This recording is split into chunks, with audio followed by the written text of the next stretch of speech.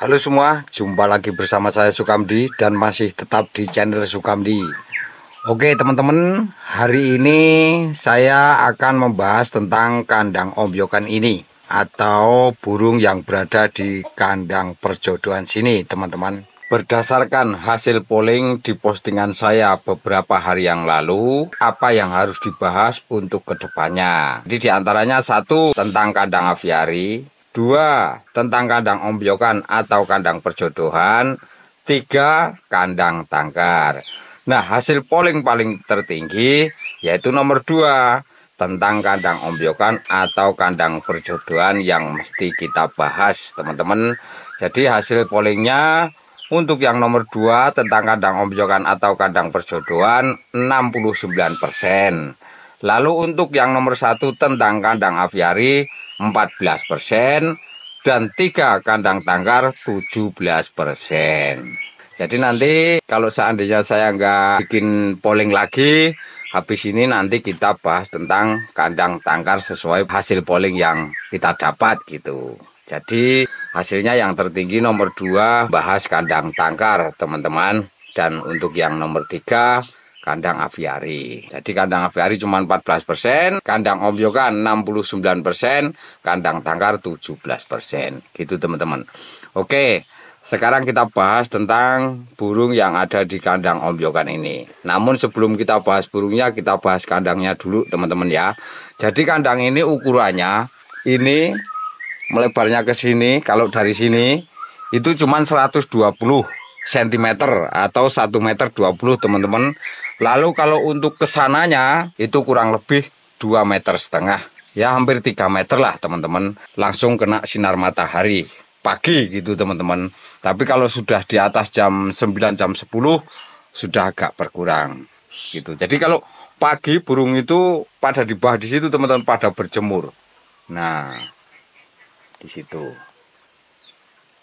Oke, itu untuk kandangnya ya teman-teman. Nah, untuk menjaga kebersihan kandang sendiri, kita lakukan setiap minggu minimal kita semprot. Obat semprotnya apa nanti kita bahas di lain waktu ya teman-teman. Yang pasti usahakan kandang itu selalu disemprot. Nggak tahu itu seminggu 1 kali atau 2 kali, tapi minimal 1 minggu 1 kali gitu ya teman-teman. Itu untuk kandangnya.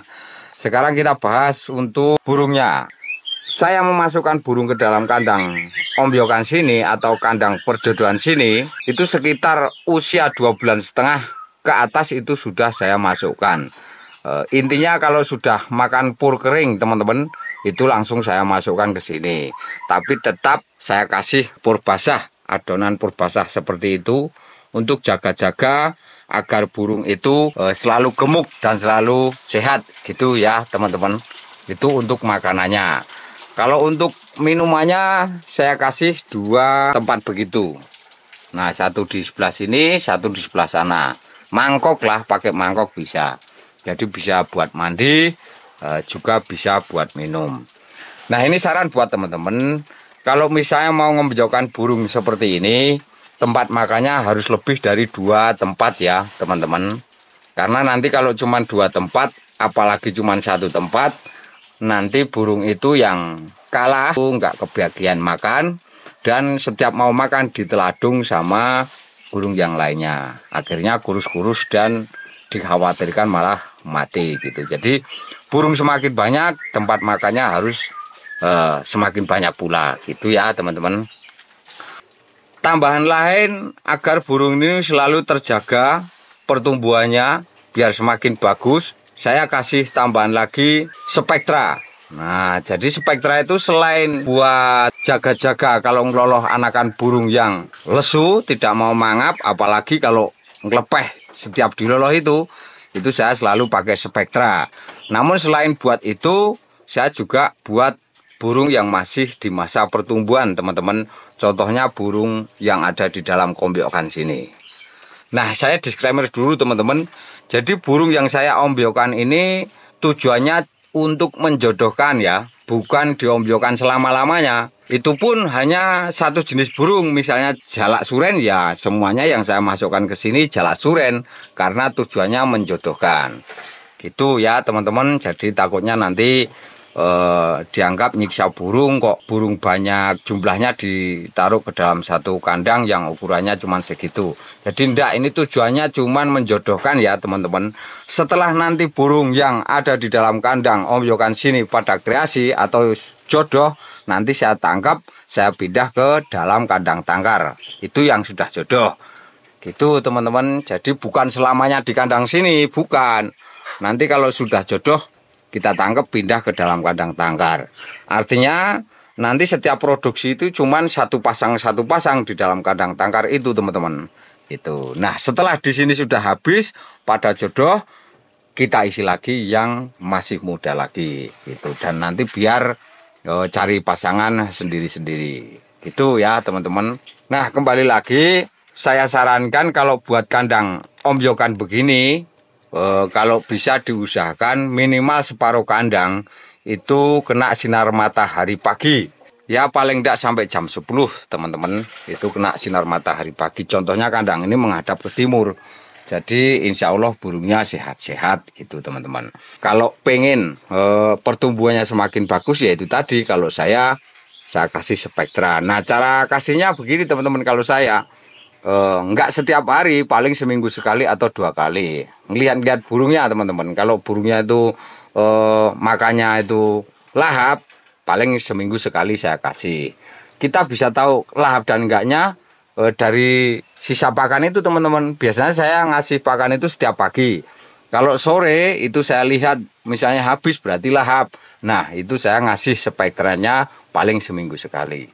Cara ngasihnya gini, kita pakai cepuk kecil itu teman-teman, kita kasih air lalu kita masukkan, lalu dikasih spektra itu. Spektra itu sebenarnya nggak tetes, tapi itu bubuk ya teman-teman. Jadi mesti kita larutkan dulu dengan air, nanti baru dimasukkan ke dalam cepuk kecil yang sudah kita isi air itu. Nah, untuk wadah air yang besar, mangkok yang bawah itu, ketika kita kasih spektra itu diambil, dicabut dulu. Jadi dikasih air minum yang kecil, cepuk yang sudah berisi spektra tadi teman-teman. Jadi jangan hanya satu wadah cepuk, minimal 3. Ya lihat-lihat jumlah burungnya berapa banyak lah. Tapi kalau untuk burung 10 ekor paling saya kasih 3. Paling kan sehari teman-teman, hanya untuk minum saja gitu. Takutnya kalau pakai wadah besar begitu buat mandi juga dan boros teman-teman. Tapi kalau mau ya enggak apa-apa, misalnya nggak mau ribet gitu, spektranya ditetesin ke wadah yang besar itu, mangkok yang sudah berisi air itu juga bisa. Cuman boros, selain boros juga buat mandi si burung gitu ya teman-teman. Nah itu, jadi jujur saya dari dulu itu spektra selalu menyediakan teman-teman. Apalagi kalau saya lagi banyak loloan itu harus ada spektra. Karena anakan burung itu nggak tentu. Misalnya jam ini kita loloh masih oke, nanti jam yang akan datang kita loloh kok tiba-tiba nggak mau mangap, atau kalau mangap itu ogah-ogahan, lesu gitu loh teman-teman.